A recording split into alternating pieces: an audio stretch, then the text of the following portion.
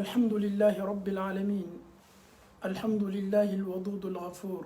الحمد لله والصلاة والسلام الأتمان الأكملان على رسول الله محمد صلى الله عليه وسلم. رب اشرح لي صدري ويسر لي أمري واحلل عقدة من لساني يفقه قولي.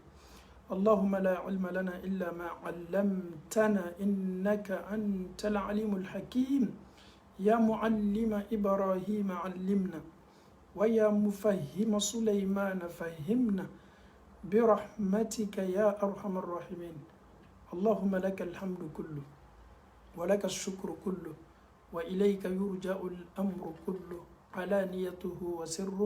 فأهل أنت أن تحمد وأهل أنت أن تعبد وأنت على كل شيء قدير. السلام عليكم ورحمة الله وبركاته. لمن كلب لا كفني أنفو أني أنبو قرآن آية بلبل دبي أنبلو نسو بلبل نكوننا الله تعالى أكمنا ni aya tumado ama lame korana kalanawda wala ma tumado an yɛrɛ ka kalan bɛ se a ma an bɛ se a kalana mɛ yala ɛseke ni aya bɛ kalana an bolo ni latangali kalani ye o de ye ɲininkali ye.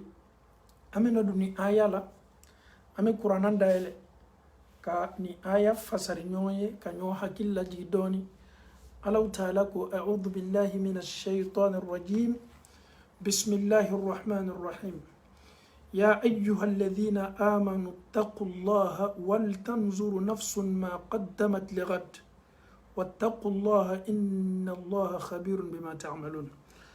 أمنا نيوم باروني آية ديكا ألاكو مؤمنوما قرآن مكماني مؤمنوية أبي كماني سلاموية ayerebe kla ka kuma ni silantanw ye. Le Coran s'adresse aux croyants.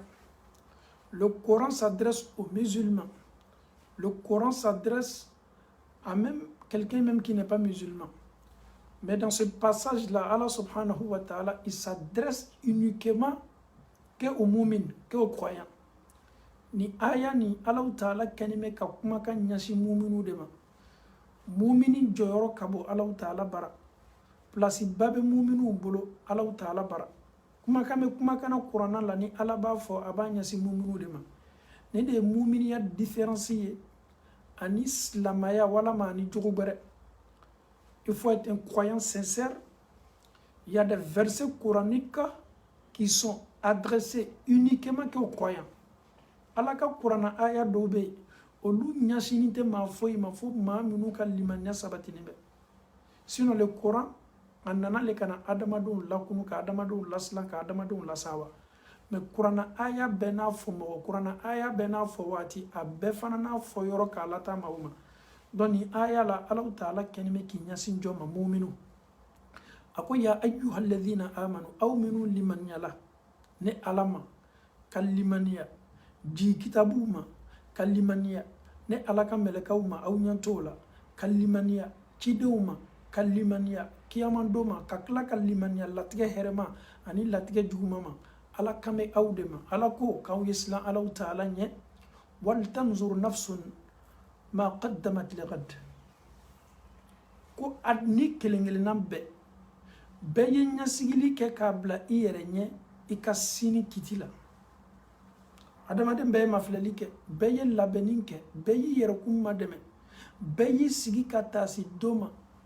ele kɛni bɛ ka mun de labɛn k'i yɛrɛ makɔnɔ sini. ni verset Allahu ta'ala ko a ɲɛsini bɛ muminu de ma. donc an mako bɛ mun na ni aya kɔnɔna na. mun na Allahu ta'ala bɛ muminu hakili lajigila sini ɲɛsigiko ɲuman na. Ala bɛ fɛ k'a yɛrɛ muminu la de. tuma dɔ i ma niyɔrɔba sɔrɔ dugukolo kɔ kan. tuma dɔ i yɛrɛ ma kɛ nafolotigi ye. tuma dɔ kɛnɛya yɛrɛ ma d'i ma. tuma dɔ furu yɛrɛ ma diya e la. tuma dɔ i yɛrɛ ma den sɔrɔ.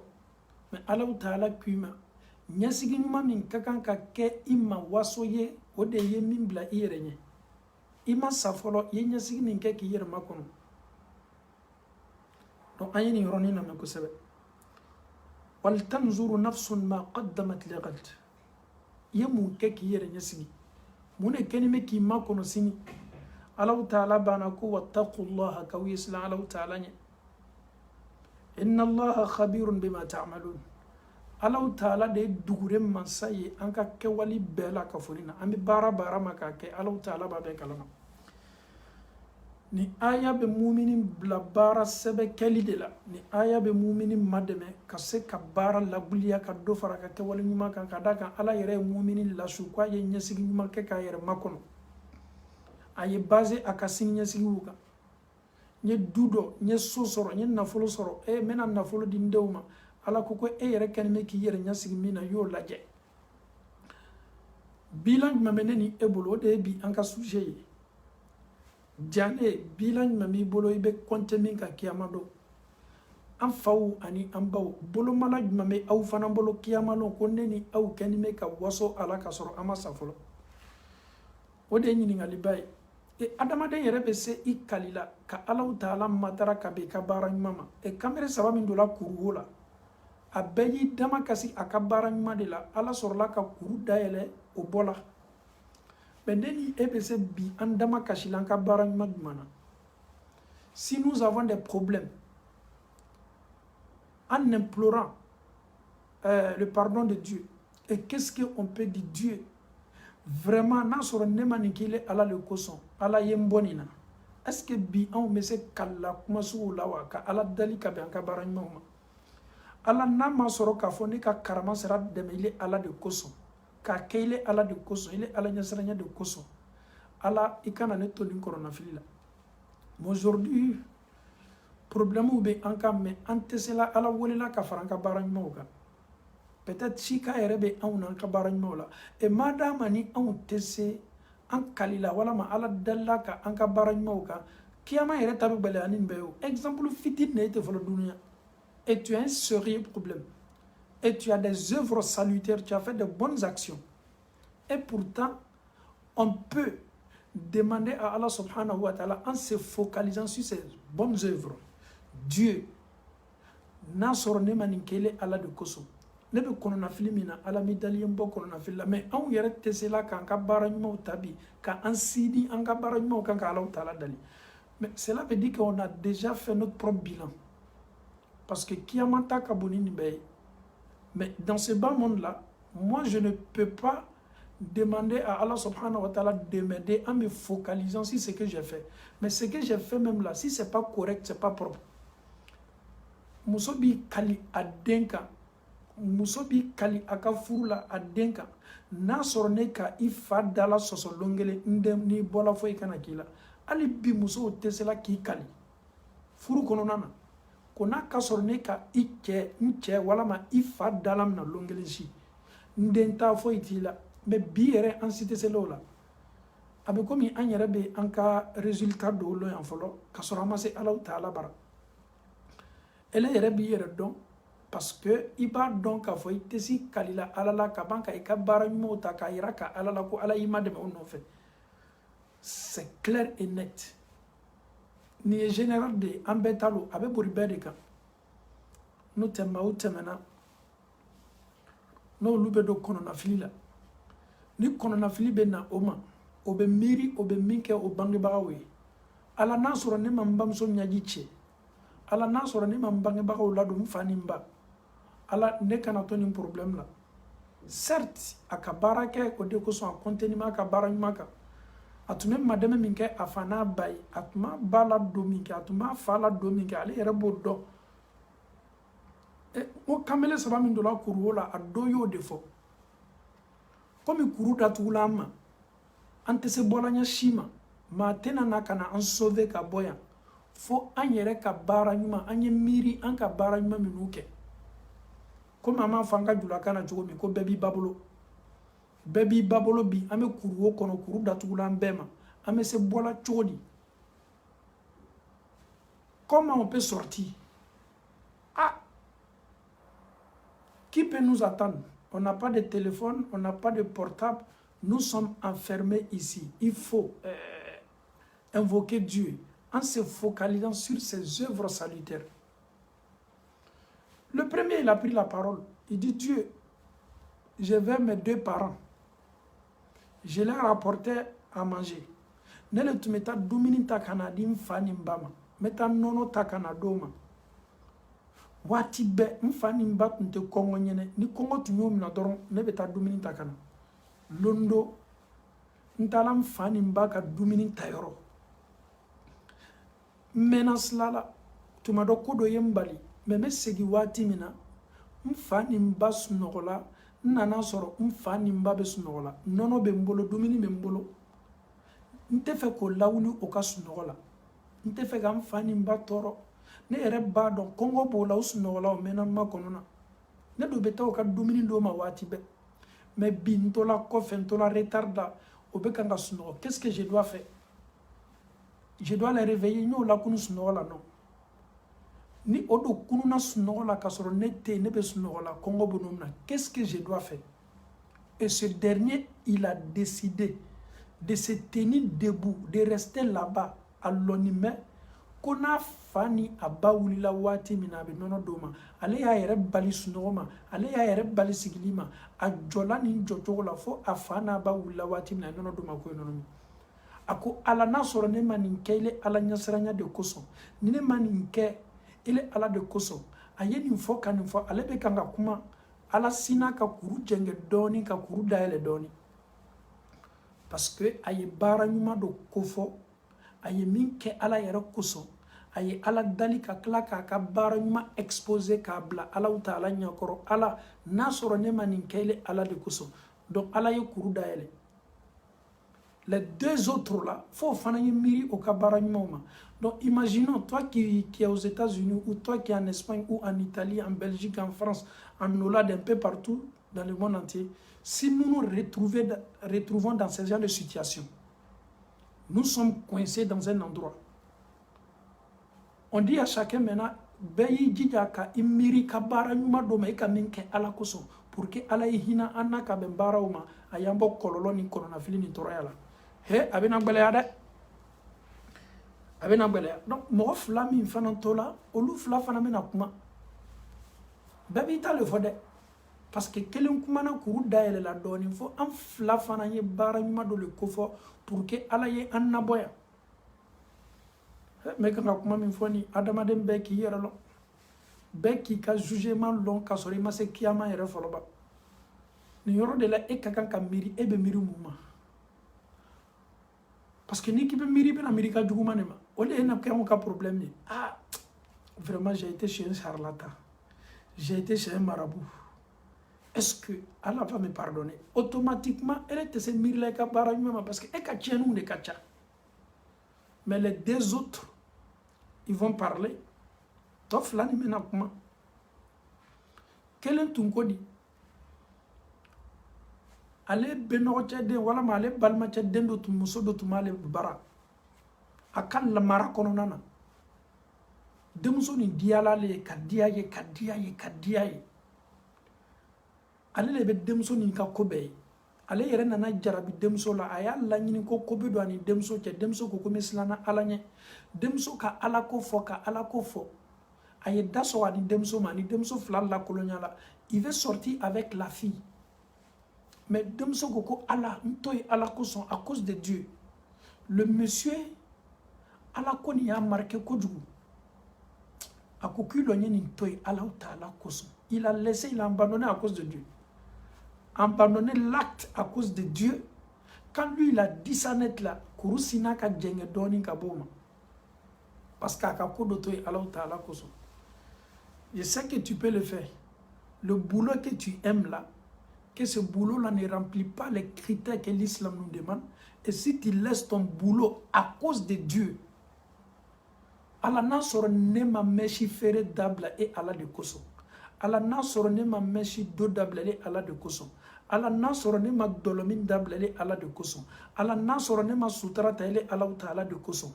Nous fanana ebese ki ikalikaba ki kabara nyuma kofo Allah ta'ala. Ja ifana ka kodo to Allah koso kana nyina de. Ifana diena ki ibolobo kodo la Allah koso. Ah alhamdulillah oui. Parce que y a tout Allah de koso. Wajibili kela itlo dolala. wajibili i dusukun gira yɛrɛ a y'i lasina a y'i lakasi ele sena k'i bolo bɔ nin na Alahu Taala kosɔn ja n'i bɛ kɔlɔlɔ ni kɔnɔnafili la ye Ala dali ka i kali Ala la Ala n'a sɔrɔ ne ma nin to ile Ala de kosɔn Ala m'i dali ye n bɔ n ka kɔnɔnafili la silamɛya la o dagala kɛ i ka baara ɲuman m'a fɔ k'i kali i ka baara ɲuman la dɛ i b'i kali Alahu Taala la ka tila ka i sindi i ka baara ɲuman kan k'a yira ka Ala la a y'i dɛmɛ ka bɛn i ye ko min kɛ ale kosɔn i ye ko min to ale kosɔn sariya la o ladagala sabanan bɛ na a ta fɔ baarakɛden dɔ ye baara k'ale fɛ sara waati sela bɛnkɛla min ma a m'o di o tigilamɔgɔ mɔnɛla ka taa o y'a sara wari tola ale fɛ o wari tala ale bolo k'a don biganw ni misiw ni ɲɔgɔmɛw ni wɛrɛ cayala mɔgɔ min ka hakɛ tun b'a fɛ n'a ma se hakɛtigi ka hakɛ la seginna ma o bɛnna min na a m'o di donc san jan tɛmɛnin kɔ san caman tɛmɛnin kɔ o tigi nana ka na a ka nafolo réclamer misali je donne un exemple pour que essayer famille là tu travailles chez moi on est tombé d'accord sur 10 euros mon ka euro tan de di ma tu as fini ton boulot moi je te donne 5 euros ka sɔrɔ an ma bɛn euro loru kan an bɛnna euro tan de kan waritigi mɔnɛ la ko n y'a tɔɲɔ parce que an ma bɛn o la joli a tagala ne ye o 10 euros min tun ka kan k'a di waritigi ma komi a dimina ma sɔn k'a ka wari d'a ma ne y'o don misi la n y'o don wɛrɛ la o kɛla wɛrɛba ye misiw cayala ɲɔgɔmɛw cayala sagaw cayala san jan tɛmɛni waritigi nana tuguni k'a ka wari tola n fɛ a ka baara min kɛ n fɛ ne y'a fɔ waritigi ye i na min kɛla a diyala n ye i ɲa bɛ n ka wɛrɛ la kɛ misi wɛrɛ la ko ɲama la i ɲa bɛ n ka ɲɔgɔmɛw la wɛrɛ la kɛ ko ɲama la i ɲa bɛ n ka sagaw la wɛrɛ la kɛ ko ɲama la ninnu ye wɛrɛbaw de ye misiw ka ca la biganw ka ca la waritigi nana le dɔrɔn ko n ye wari min toli fɛ san jan na n nana dɔrɔn y'o le di yan a sinna k'a fɔ waritigi ma ko i ka wari min tola n bolo n'i banna k'a minɛ parce que ne ye i tɔɲɔ i ka wari nɔfɛ ne ka wari o le ta k'a don bigan na o bigan de cayala ten a kɛla misi ye wa a kɛla ɲɔgɔmɛ ye wa a kɛla saga ye wa o le cayala ten nin bɛɛ y'ile ta le ye a ko cɛ ma ko i kana tulonkɛ ne hakili la j'ai travaillé chez toi on est tombé d'accord sur telle somme tu me dis que tout ce troupeau là c'est pour moi c'est inadmissible ale hare hakili tɛ se sɔnna ma ko i ta le ye nin bɛɛ ye subhanallah ale silanna ala ɲɛ n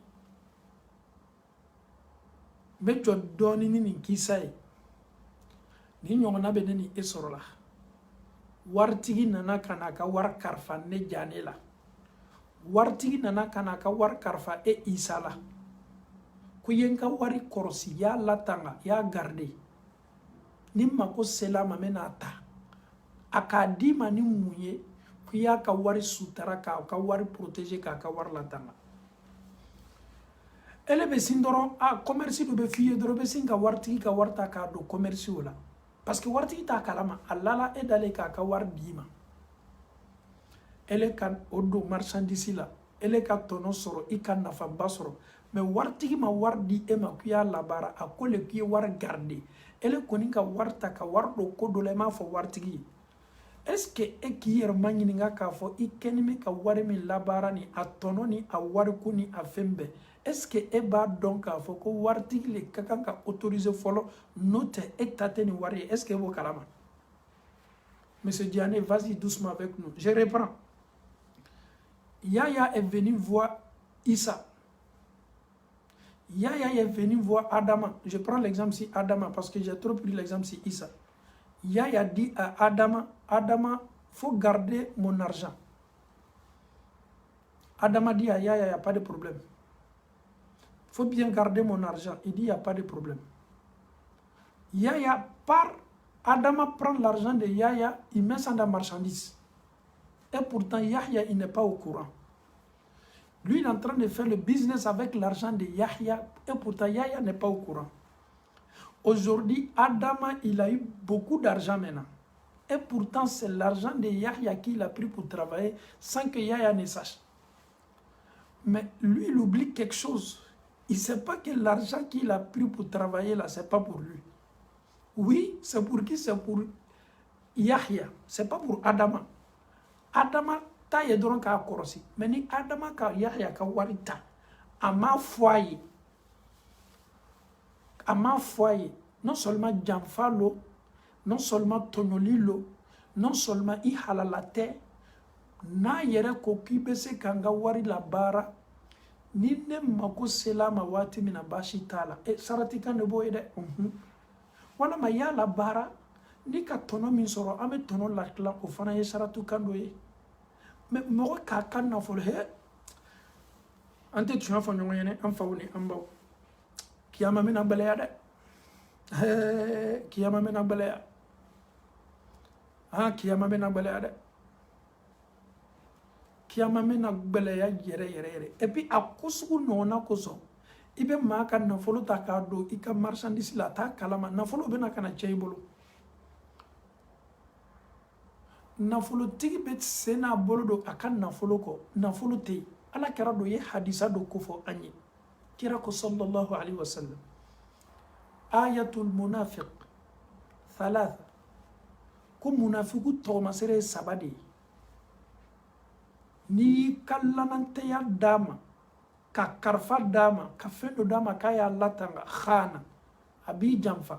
Parce que a ko le k'i y'a kɔrɔsi.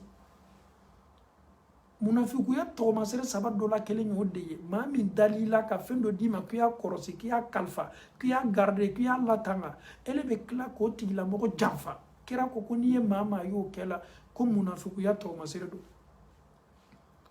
N'i ye maa ye banki tola ye bi, k'a badenw to yen, k'a sinjiw to yen, k'a sigiɲɔgɔnw to yen, k'a ka nafolo ta k'a di e ma k'i y'a kɔrɔsi, lanatiyaba don dɛ. Karifa ye fɛnba de ye dɛ. Ele fana komi a tigi lanimɛ ne la, marchandise dɔ nana, n terimuso dɔ bɛ taa Dubai, n terimuso dɔ bɛ taa Chine, ilo n y'a wari di a ma, o ye marchandise ta ka na n'a ye, n'o y'o julaya ko o feere, komi waritigi ma ko ma s'a ma fɔlɔ. Viw an b'o ta k'o labaara, ani waritigiw yɛrɛ bɛ ɲɔgɔn ye, an bɛ ɲɔgɔn mafilɛ yɛrɛ. A m'a lɔn ko n bɛ kan ka baara k'a ka nafolo la, a t'a kalama. O fana bɛ ne ye k'a fɔ ko cɛ, ko n tɛra ko bɛɛ b'i bolo bi dɛ. A ko ni ko n bɛ n débrouiller la, k'a sɔrɔ a b'a débrouiller la, i ka karifa min b'a bolo, a m'o f'i ye. Il faut avoir le courage, dis la vérité à la personne. N'a ko k'i y'a labaara, basi foyi t'a la. N'a ko ko n diɲɛna a labaara, basi foyi t'a la. Mais ele m'a fɔ a ye. Ele dun ya manaku sɔrɔ cogo de ye ten. E kɛlen bɛ k'i ka étage min jɔ, i y'a jɔ nin de la. E kɛlen bɛ k'i ka duplex n'i ka villa min jɔ, i y'a jɔ nin de la. E kɛlen bɛ k'i ka bolifɛn min san, i y'a san nin cogo de la. Balimacɛ, a bɛ ban kiyama don dɛ. Parce que nin kelen-kelenna bɛɛ la k'a fɔ n'i bɛna ma ɲininka a bɛɛ la, i ta tɛ bi, i ta tɛ sini, i ta tɛ sinikɛnɛ.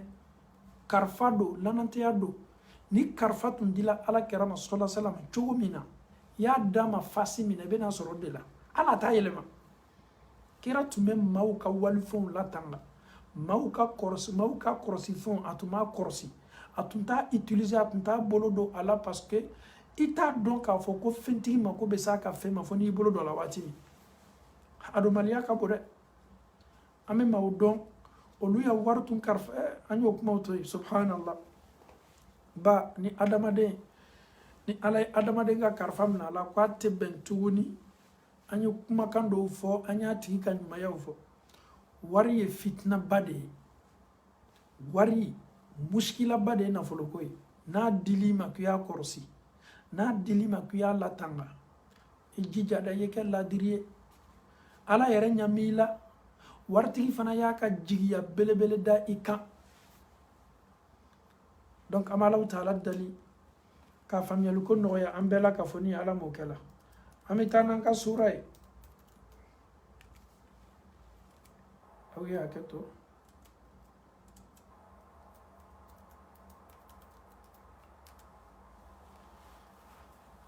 Alahu taala ko ni bɛɛ ye jatebɔli kɛ, ni bɛɛ ye taasi, ni bɛɛ ye ɲɛsigi bila yɛrɛ ɲɛ, a ye mafilɛli kɛ, i ye mun kɛ k'a garder yɛrɛ ye sini.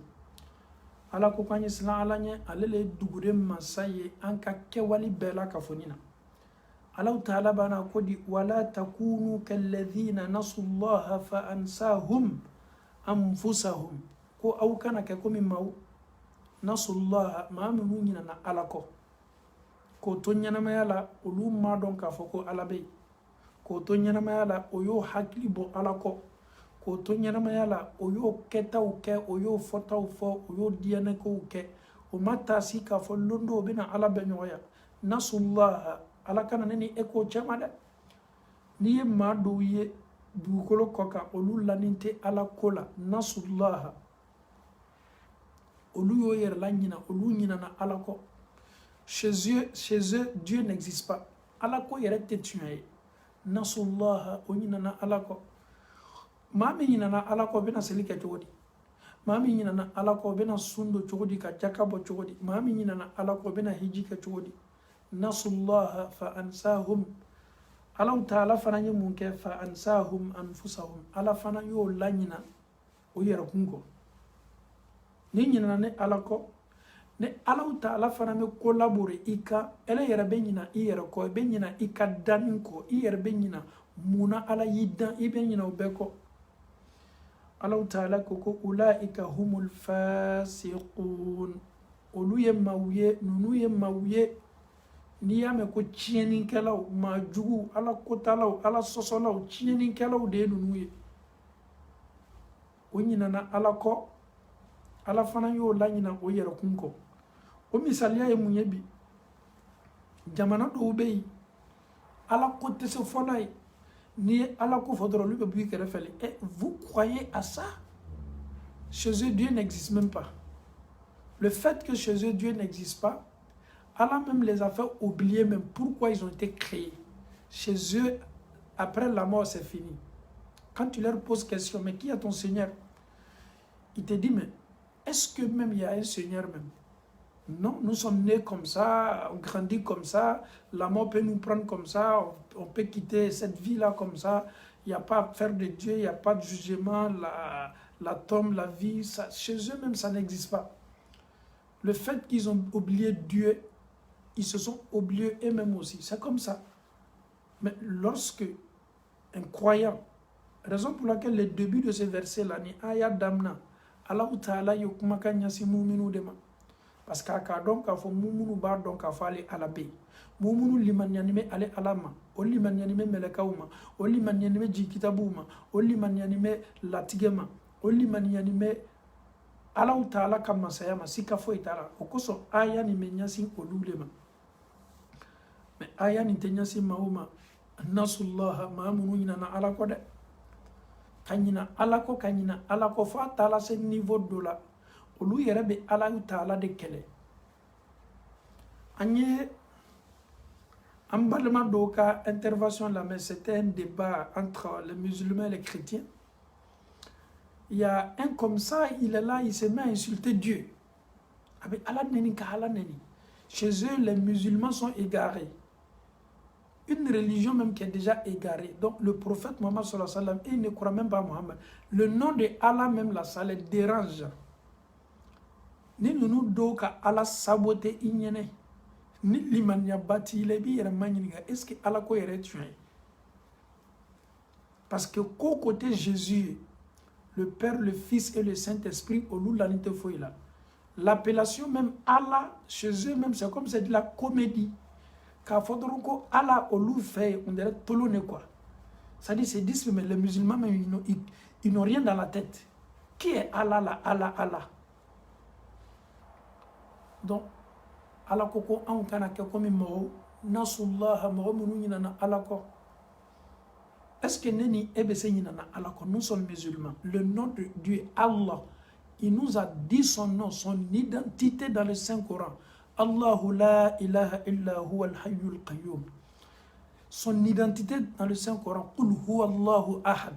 Aya yɛrɛ kofɔ an ye k'a tɔgɔ kofɔ an ye k'a mankutu tɔgɔ kofɔ an ye a y'a kofɔ an ye k'ale de ye ala ye anw sɔnni bɛ o ala de ye a y'a tɔgɔ yɛrɛ fɔ an ye kuranna kɔnɔ ko ala. Et si quelqu'un nous dit ke aw kenime ka ala min ta k'a fɔ ko ala do ko tuɲa foyi t'a la a dɔw bɛ yen n'o ka ala neni i ɲɛnɛ n'i ka limaniya ma bonya i yɛrɛ b'a fɔ ko tuɲa dɔ neninikɛla ninnu yɛrɛ tuɲa b'o fɛ parce que tu peux pas comprendre que ala yɛrɛ ka jɔn dɔ y'i jɔ ala ka dugukolo kɔ kan maa min bɛ ala ka fɔɲɔ samana o y'i lɔ ka kamereya kan n'a diyanɛ kan fɔ ka alaw ta ala neni k'a saboter et puis il est content. Allah il est comme ça, Allah il est comme ça. Vous. Même le prophète sallam, quand il était avec les mécréants là, animaka kafru, accord tu me signes la wati minans. Ni anyan sevan ka lettre damna bismillahir rahmanir rahim. Maka kafru ko non. Le nom de Ar-Rahman là, on veut pas. Anta fait bi, anta fait signe. Olu nyina Allah yere ko, o yere makota tola. A tɔgɔ bɛ fɔ yɔrɔ yɔrɔ olu ɲinana k'a fɔ olu dana cogo min na ka bɔ o bamusow kɔnɔ ji yɛlɛmana k'a kɛ jolikuru ye jolikuru yɛlɛmana k'a kɛ sɔgɔkuru ye ala banna ka bɔli nɔgɔya o ye ka senibolo dɔw ma ka ɲɛnamaya dɔw ma olu ko le ko o lani tɛ o masa la k'o ma sɔn ha alaw taala ye masa min tuɲa na masa min a sabarinin don masa min a tɛ perese a tɛ kɔrɔtɔ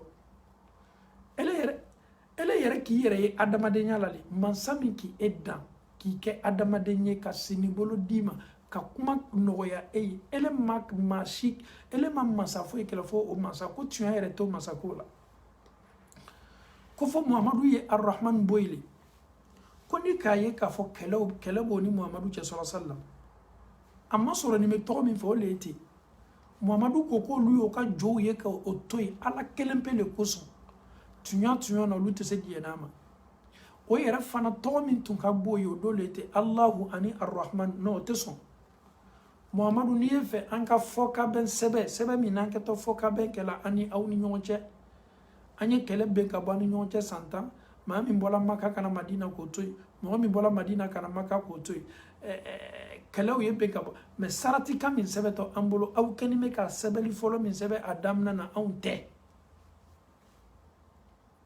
ala kɛra ka sɛbɛnnikɛla tun ye jɔn o le tun ye ali ye a burancɛ ali radiyallahu anhu a bɛ kɛ komi sahabaw ye éclaté o ye ci bɔnɛ bolo dimi bɛ ɲini k'o tunu ala kɛra ko ali arrahman a jɔsi ka bɔ yen